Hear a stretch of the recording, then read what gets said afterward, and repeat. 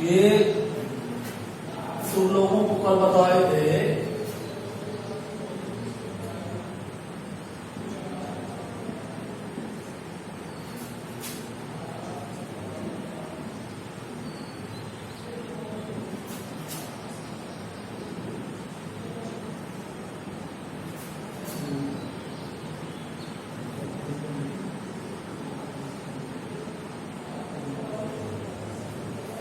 अलापकारी संस्थाओं का वित्तीय विवरण। तो कल बताए थे 3 भागों में बटा है।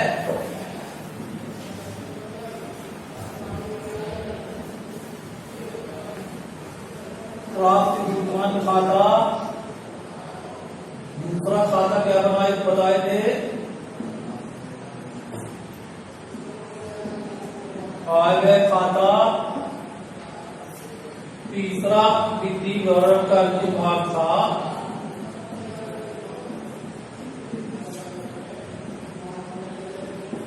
आर्थिक चिट्ठा।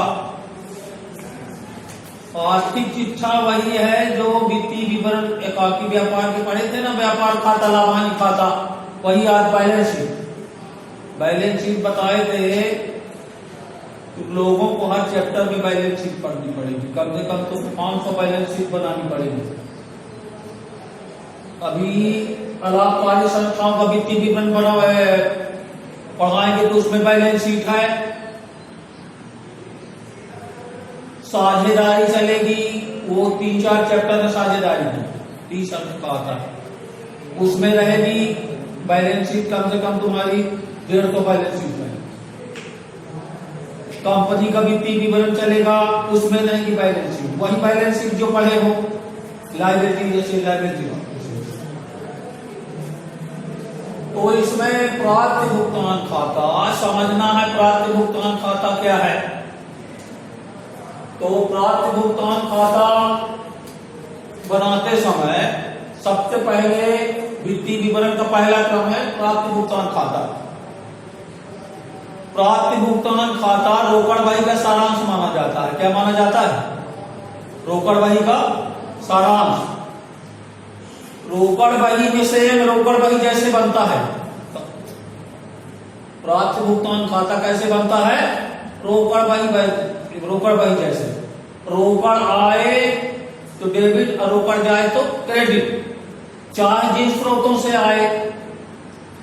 ये रोकड़ बही का सारांश जरूर है, लेकिन रोकड़ बही कौन से संस्थाएं रखती हैं?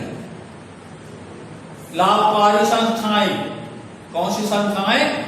लाभकारी मतलब व्यापारिक संस्थाएं रोकड़ बही रखती हैं, लेकिन जो रोकड़ बही लाभकारी संस्थाओं द्वारा नहीं रखा जाता है। लाभकारी संस्थाओं द्वारा रोकड़ बही, हाँ, तो ये प्राप्त भुगतान खाता रोकड़ बही का सारांश माना जाता है। बनाने के वही नियम है रोकड़ बही वाले प्राप्त भुगतान खाते। रोकड़ आए तो डेबिट और रोकड़ जाए तो क्रेडिट।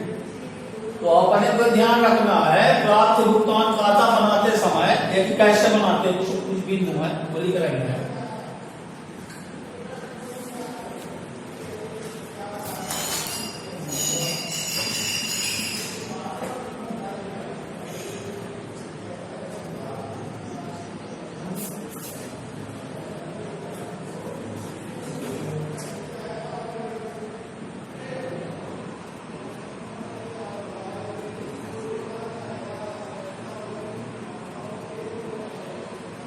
प्राप्त भुगतान खाता बनाते समय ध्यान देने योग्य बातें।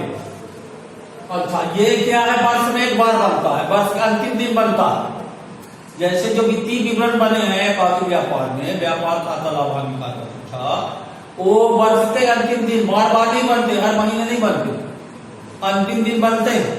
कब बनते हैं? वर्ष में एक बार, वो भी वित्तीय वर्ष के अंतिम दिन। वित्तीय वर्ष का अंतिम दिन क्या कहलाता है? 31 मार्च। इसमें ध्यान सबसे पहले क्या है ध्यान रखना है,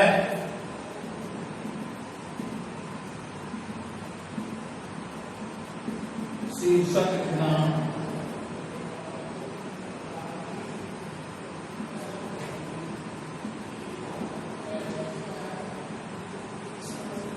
सभी प्राप्तियां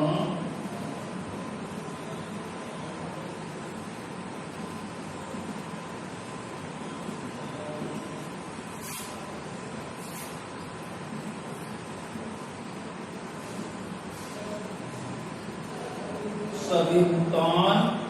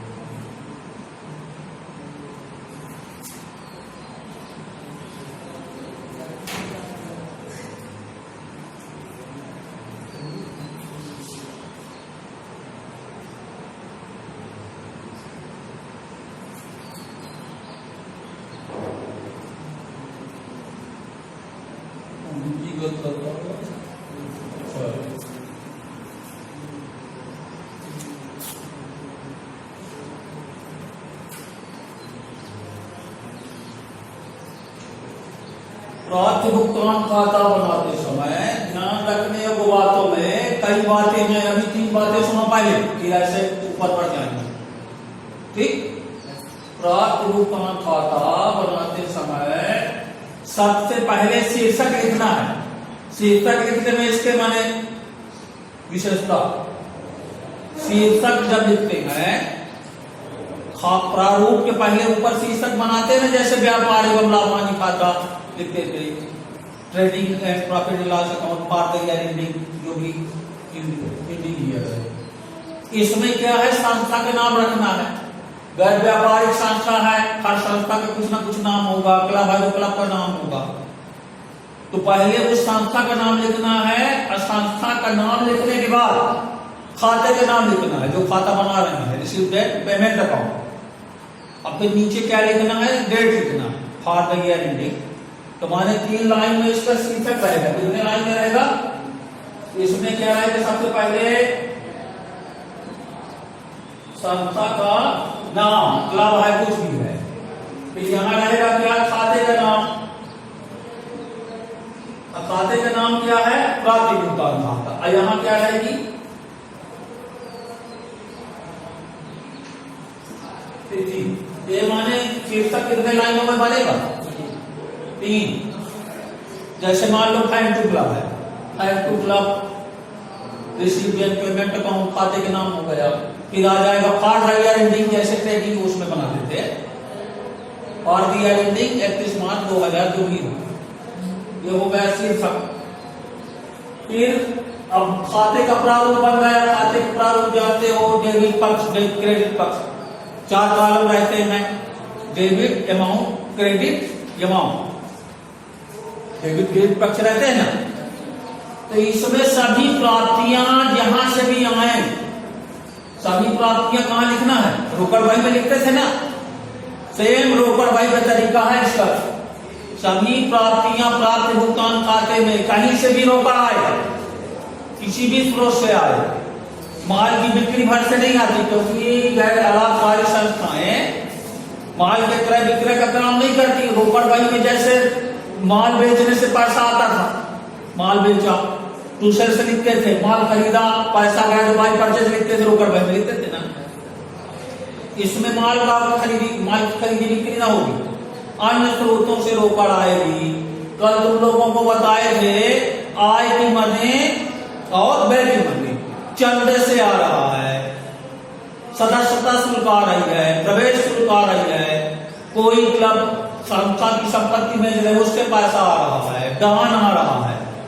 तो सभी प्राप्तियां कहाँ लिखना है, डेबिट में। और सभी भुगतान कहाँ लिखना है, क्रेडिट में। अब भुगतान में क्या हो सकता है, कल लिखाए थे व्यय की मदे, व्यय मतलब भुगतान क्या लिखाए थे, कल बता रहे थे, मरम्मत व्यय था, वेतन मजदूरी था, बिजली व्यय था, ये व्यय थे ना।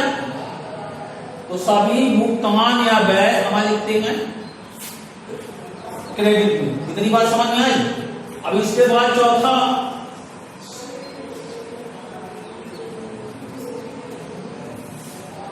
ये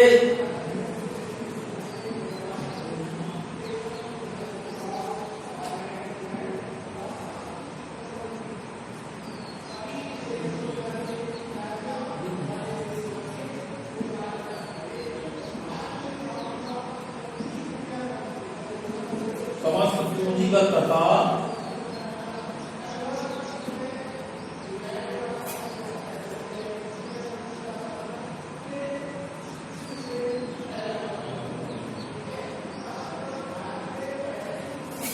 समस्त पूंजीगत का मतलब पर लिखा